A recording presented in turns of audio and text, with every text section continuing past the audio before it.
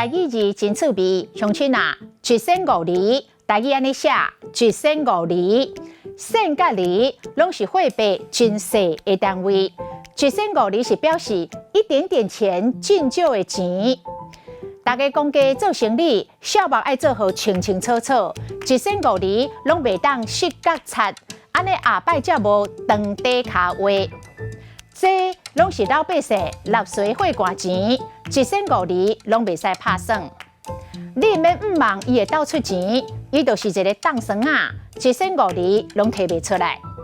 歹势，我嘛是食人饭，还人问，而且店内所有的物件拢有公定的计数，所以我一省五字拢无法度减互你。恁老爸已经放出着风声，恁若继续放纵浪流连，伊的财产，你一省五字拢分袂着。一省五字的省、当省，就是铜板，就是银角啊。我的皮包啊，剩一寡当省片啊，无法度请你食好料的。台湾有济的当省美食，俗个淡薄个满钱。今仔日的台语字，一省五字，实在真趣味。